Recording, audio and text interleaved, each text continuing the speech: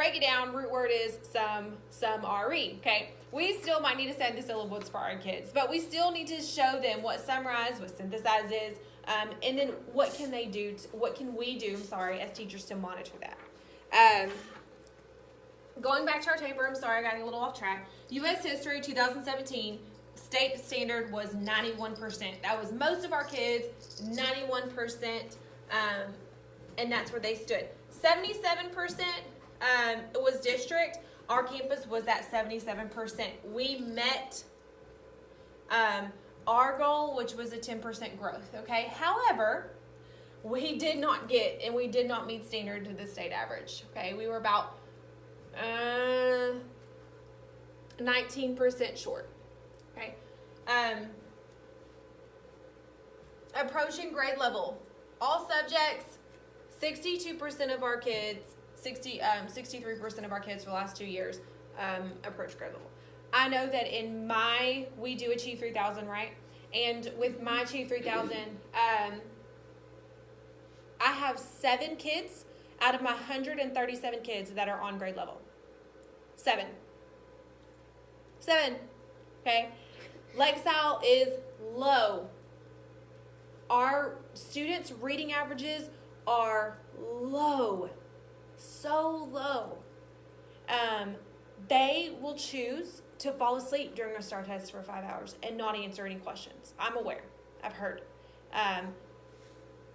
Their brains are mush to an extent. They've just been passed along without truly having an opportunity or anybody to make them learn.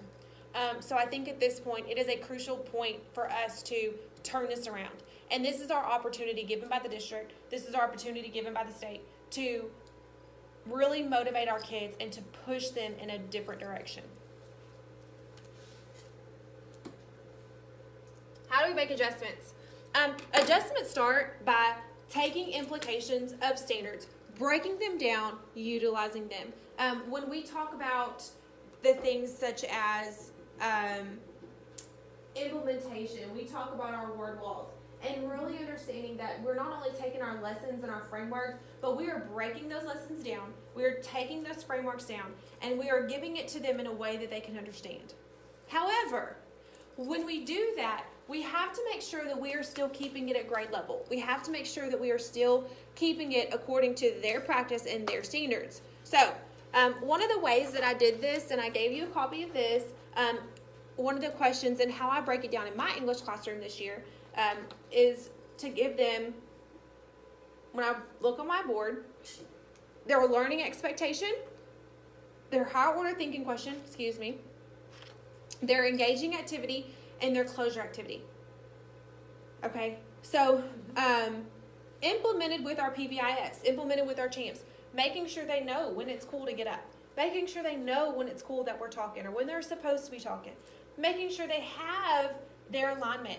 I know that, you all know that while you're here, you're doing this for my professional development for school, and we have rubric. We have a syllabus that tells us what we're supposed to do, when we're supposed to have it done by, and I'm completely guilty this year. I'm learning this English stuff, trying to figure out what I'm supposed to be doing, and I have so many deadlines as far as PLCs, RTIs, what am I supposed to do in here, content meetings, coaching, y'all. My coaching response is ridiculous.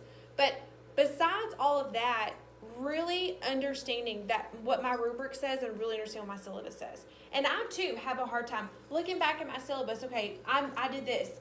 Crap, but I'm missing this, right? So I think that giving them an opportunity to say, hey, this is what I need from you. This is not an I gotcha. This is not, that's fine. This is not an I gotcha. This is something I want you to grow and do, right? I heard my principal say last year, he said, they were in a teacher's meeting, and he was, he told us in one of our professional development or one of our meetings, he said, if your job is to give homework so that you can give a 0, then why are you giving homework? Are you giving homework because you want them to learn to be responsible and turn their stuff in on time? Or are you giving homework so they can learn the application? That to me was like, oh, so powerful, okay? Especially as a teacher, I think about it now in my classroom. My kids don't turn their homework in on time. I have 1.5 million papers that are slid under my door late, right? I know y'all do too.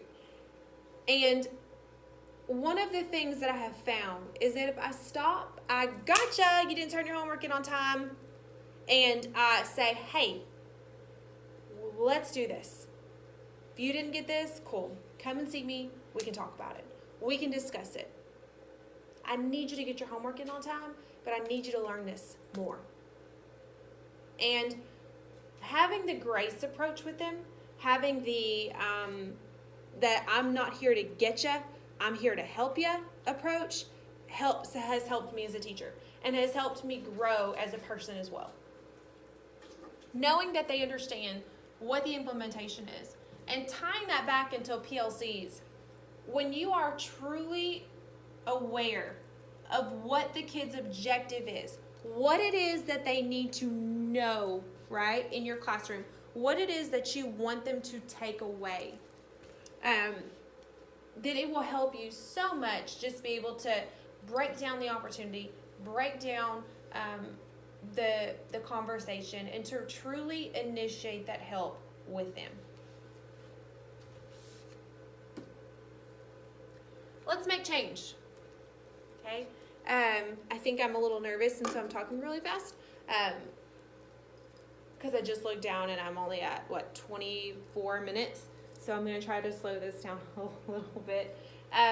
Let's make change. Okay? And I think I just want us really to truly just to talk about how we're going to make change. How are we going to change our practices? So you have these paper in front of you. I'm going to ask you to write down 2 to 3 things that you want to see changing within yourself, and 2 to 3 things that you want to see changing in your students. And let's see if we can talk about those and see how they're aligned.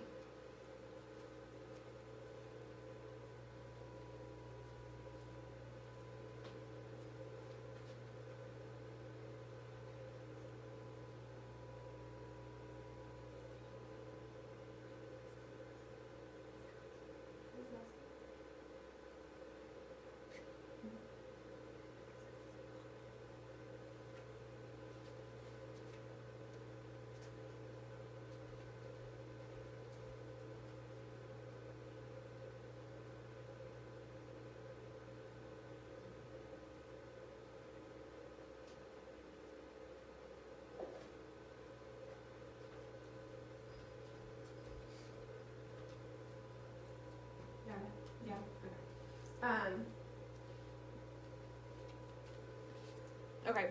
One of the things that I saw on Ms. Casey's paper was how to create a culture of community on campus. I think that's great because we often, I know that I've seen it. I've only been here, 4 months, right? But I've seen it. And we have a community that is, did not have a positive experience in school. So therefore, their experience in school is not positive.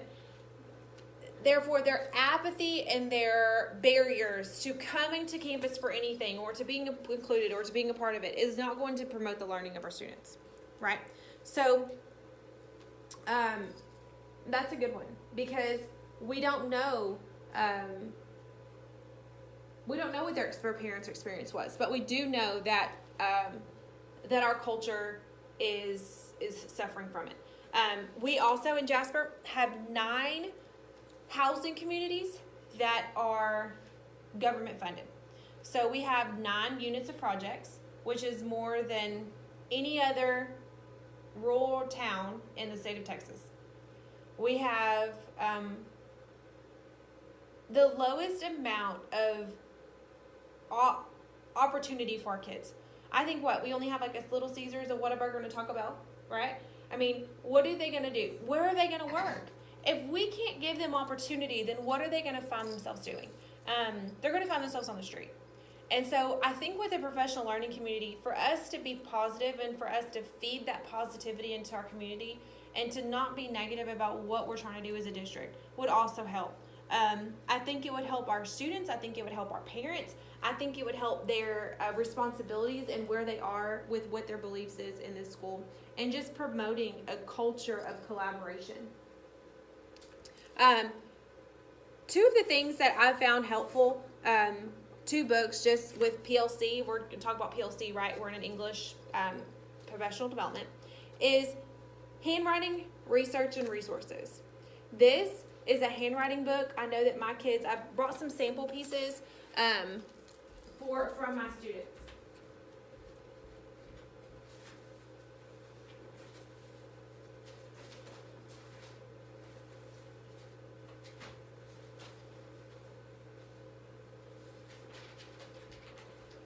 And this is normal, right? This is freshman work. But my 7-year-old writes better than this, okay?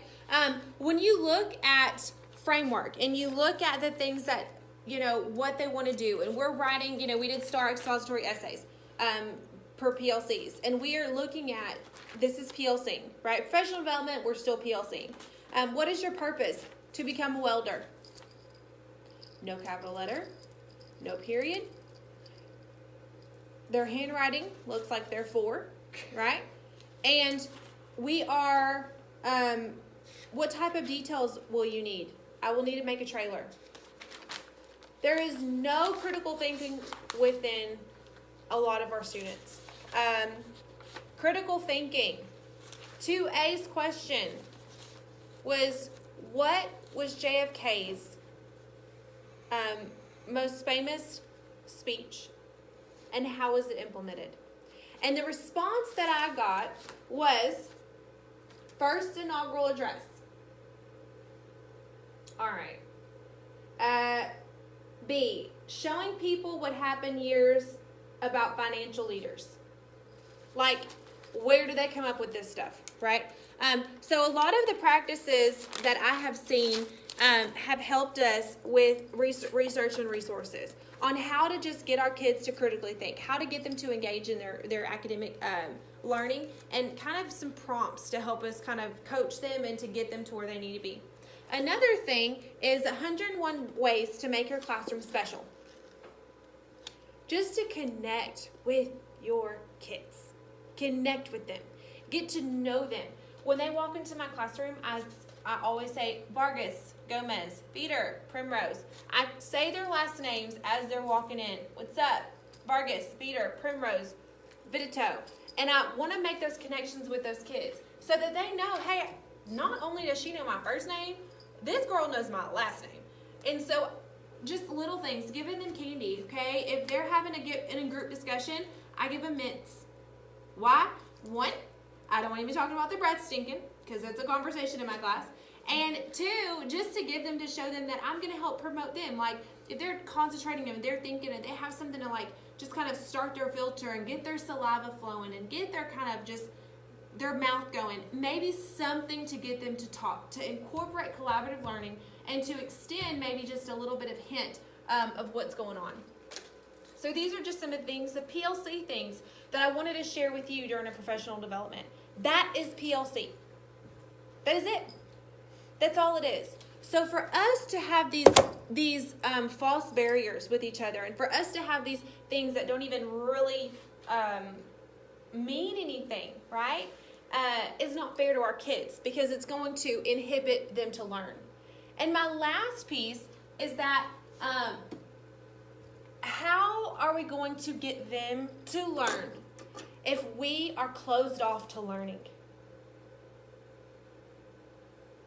How are we going to get them to buy into what we're doing, right?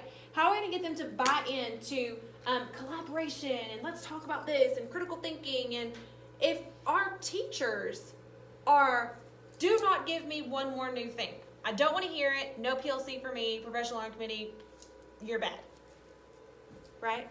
So we have to be teachers that promote learning.